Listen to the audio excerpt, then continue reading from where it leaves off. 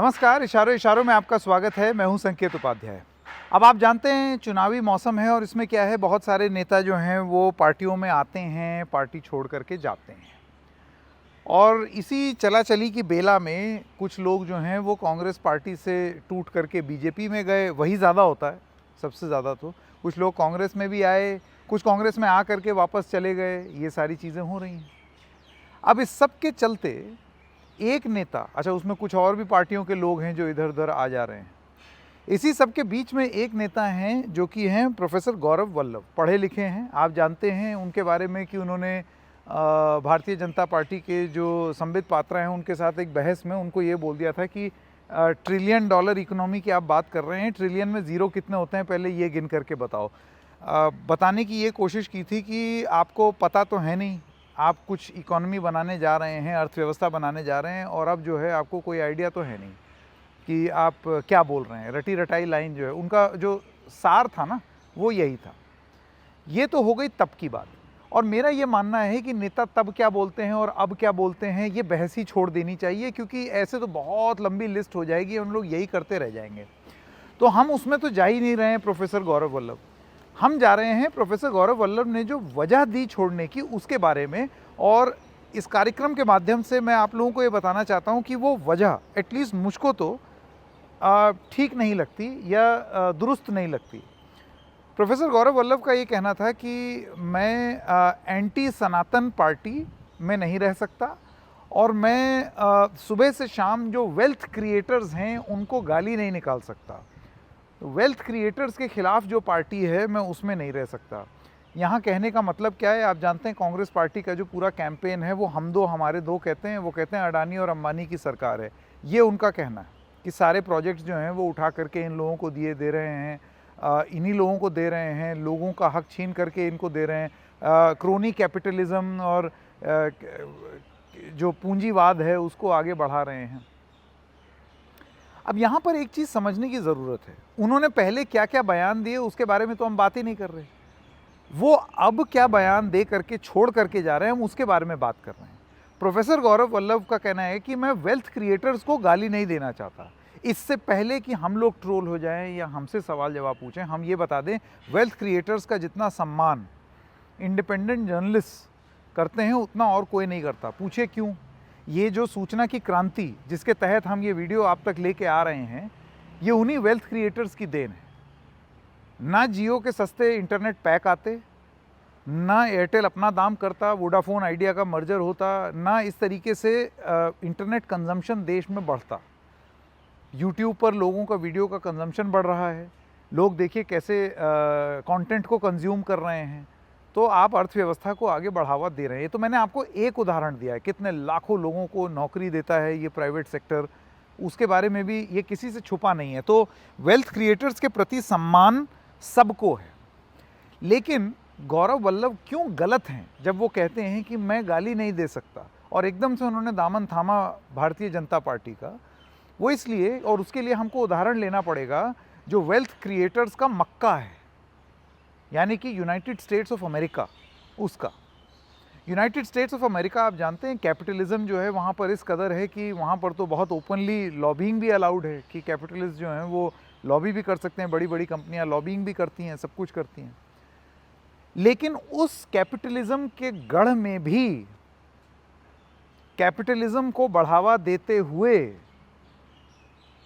उनके सिस्टम्स और इंस्टीट्यूशंस वहाँ के लोगों को ये मौका देते हैं, वहाँ के पत्रकारों को ये मौका देते हैं कि अगर उसमें कोई गलत किस्म से वेल्थ क्रिएशन कर रहा हो या कुछ अच्छे काम करते हुए और उसके बाद वेल्थ क्रिएशन की ओर गंदे तरीके से वेल्थ क्रिएट करे और ऊपर से एक चोगा रहे कि हम तो बहुत धर्म कर्म का काम करते हैं, तो उसको भी पकड़ करके एक्सपोज करने का काम इसी मक्का ऑफ पूंजीवाद यानी कि यूनाइटेड स्टेट्स ऑफ अमेरिका में होता है। और अपना आर्ग्यूमेंट फर्दर करने के लिए मैं गौरव वल्लभ जी से और समस्त द रेड माइक के दर्शकों से कहूँगा कि ये दो किताबें आप लोग ज़रूर पढ़ें और उनका उदाहरण मैं यहाँ देना चाहूँगा। पहली किताब है ये, इस किताब का नाम है bad blood, secrets and lies in a Silicon Valley startup, John Carreyrou. ये एक पत्रकार हैं जो कि वॉल स्ट्रीट जर्नल के पत्रकार हैं और इन्होंने ये किताब लिखी। और किसके बारे में लिखी? इन्होंने एक किताब लिखी, एक कंपनी थी वहाँ पर जिसका नाम था थेरानोस। थेरानोस ने ऐसी एक सपना दिखाया कि हम जो है मतलब एक क्रांति ला देंगे मेडिकल साइंस में, और हम उनकी जो फाउंडर थी एलिज़ाबेथ होम्स, अपने आप को बिल्कुल स्टीव जॉब्स के तर्ज पर वो हाई टर्टल नेक पहनती थीं और वो चलती फिरती भी उसी तरीके से थीं। एक गज़ब सी सादगी दिखाने का उनकी तरफ से एक प्रयास था एलिज़ाबेथ होम्स का। और जैसे कि मैंने आपको बताया, वो उनको ये भी आरोप लगता था कि वो सीरियसली लिए जाने के लिए अपनी आवाज़ भी ऐसे मोटी करके बोलती थी ताकि लोग बहुत गंभीरता से उनको लें।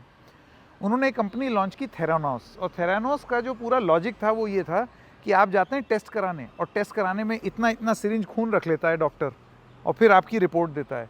इन्होंने ये बोला कि भाई हम जो आपकी खून है वो इतना इतना खून लेने के बजाय 4-4, 5-5 जो है वो सिरिंज से खून निकाल लेते हैं, एक ड्रॉप खून में आपके 40-50 टेस्ट करके दे देंगे। लोग बड़े खुश हुए, इस स्टार्टअप में लोगों ने निवेश किया, कितने कितने लोगों ने निवेश किया। आप ये समझिए कि Theranos sold shares in a fundraising round that valued the company at more than $9 billion US, putting Holmes' worth at an estimated $4.5 billion. ठीक है, ये सारी चीज़ उन्होंने की, और बड़े बड़े बड़े लोग जो हैं, मतलब आप ये सोचिए कि यूएस के कौन ऐसा बड़ा नेता नहीं था जो कि एलिज़ाबेथ होम्स ने इसके बोर्ड में, बड़ी बड़ी पार्टियां हो रही हैं, गाला डिनर हो रहा है, और उसमें ये हो रहा है कि नेक्स्ट बिग थिंग, मतलब इससे बड़ी कोई चीज़ ही नहीं है। अब ये कायदे में वेल्थ क्रिएटर थी। आप सोचिए, 9 बिलियन डॉलर की वेल्थ क्रिएट की, खुद की वेल्थ 4.5 बिलियन क्रिएट की। बस एक ही दिक्कत थी, ये पूरी कंपनी जो करना चाहती थी, जो एक ड्रॉप से मशीन लॉन्च करना चाहती थी, वो मशीन फर्जी थी, वो मशीन वो काम कर ही नहीं सकती थी। और ये जानते हुए भी एलिज़ाबेथ होम्स ने ये फर्जीवाड़ा जारी रखा ताकि ये जो पैसा है वो आता रहे, और उसको वॉल स्ट्रीट जर्नल के इस पत्रकार ने एक्सपोज किया, उसी मक्का ऑफ कैपिटलिज्म, मक्का ऑफ पूंजीवाद, यूनाइटेड स्टेट्स ऑफ अमेरिका में। अब आप एलिज़ाबेथ होम्स को वेल्थ क्रिएटर बोलेंगे या फ्रॉड बोलेंगे? और क्या वो गुंजाइश होनी चाहिए कि अगर कोई वेल्थ क्रिएटर सही काम कर रहा है तो सही बोला जाए, लेकिन अगर फर्जीवाड़ा कर रहा है तो फर्जीवाड़े को बोला जाए या उसके बारे में बात की जाए, और अगर वो फर्जीवाड़ा नहीं है तो अदालत उसके बारे में बात करे। ये है एग्जाम्पल नंबर 1। इसी मक्का ऑफ पूंजीवाद से जुड़ी हुई ये एक दूसरी किताब है जो कि मैं आप लोगों के सामने प्रस्तुत कर रहा हूँ, और गुजारिश करूँगा कि प्रोफेसर गौरव वल्लभ भी इसको पढ़ें। उसका नाम है एम्पायर ऑफ पेन। ये लिखी है पैट्रिक रेडन कीफ ने, और ये किसके बारे में है? ये है द सैकलर फैमिली। सैकलर फैमिली जो है, आप ये सोचिए, मतलब अभी मैं आपको बताऊं तो आपको लगेगा कि वाह इतने अच्छे लोग, बताओ, मतलब चैरिटी में इतना पैसा दे रहे हैं, आर्ट्स और कल्चर में इतना पैसा दे रहे हैं। सैकलर जो परिवार है, आप वो समझिए कि उन्होंने कल्चरल और एजुकेशनल इंस्टीट्यूशन, यानी कि संस्कृति बढ़ाने में और शिक्षा में बहुत अहम योगदान दिया।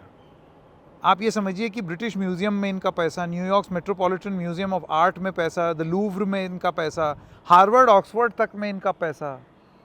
तो अच्छे लोग हैं ना, वेल्थ क्रिएटर हैं, वेल्थ क्रिएट करके कितना काम आगे बढ़ा रहे हैं। ये विश्लेषण होना चाहिए। क्यों? Professor Gaurav Vallabh wealth creator है ना, ये सैकलर फैमिली। लेकिन ये किस तरीके से वेल्थ क्रिएट की, और उसी मक्का ऑफ पूंजीवाद में ये एक्सपोज हुए जब ये एक दवाई बेचते थे जिसका नाम था ऑक्सीकॉन्टिन, और इनकी कंपनी का नाम था पर्ड्यू फार्मा। इनकी कंपनी ने लोगों को, जैसे आपको हल्का सा भी दर्द हुआ तो लोगों को आदी बना दिया अपनी दवाई का ऑक्सीकॉन्टिन। ऑक्सीकॉन्टिन क्या है? Pain killer. हल्का सा सिर में दर्द हो रहा है, ऑक्सीकॉन्टिन ले लो।